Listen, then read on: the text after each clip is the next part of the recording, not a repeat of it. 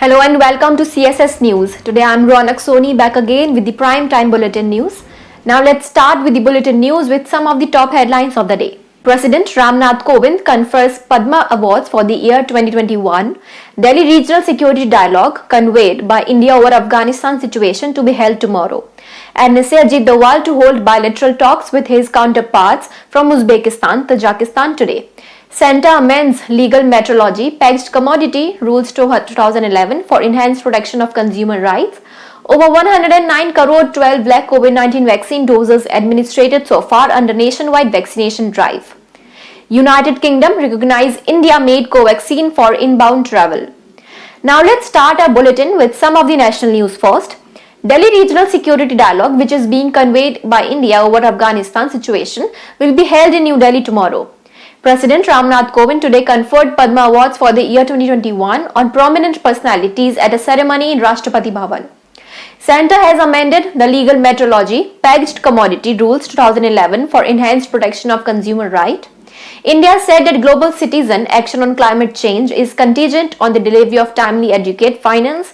It stressed on the need of considerable increase in the scope, scale and speed of climate finance. Niti Aayog has announced the top 5 most improved aspirational district in the education sector for the month of September. Bhoplapalli in Telangana tops the ranking. BJP today criticized Congress following a French journal's report on alleged corruption in Rafale aircraft deals during UPA rule. UNESCO has included Srinagar city of the Union Territory of Jammu and Kashmir in its covered list of Creative Cities Network or UCCN. Now let's move ahead with some international news. United Kingdom has recognized India-made Covaxin developed by Bharat Biotech. In a statement, British government said Covaxin will be officially recognized from November 22.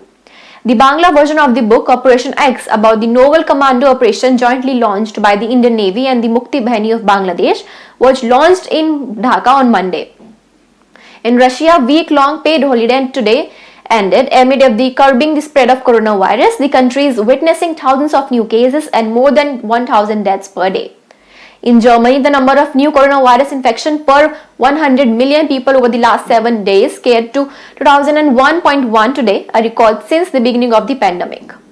Foreign national air travelers of the United States from today will be required to be fully vaccinated against COVID-19. The World Health Organization or WHO and the United Nations Children Agency kicked off a polio vaccination campaign in Afghanistan today. This is the first nationwide campaign to fight the disease in 3 years. Now let's move ahead with some sports news. T20 World Cup, England to take over New Zealand in first semi-final tomorrow. President's Cup Shooting Championship, Manu Bhaker and Javed Farghani win air pistol mixed team gold.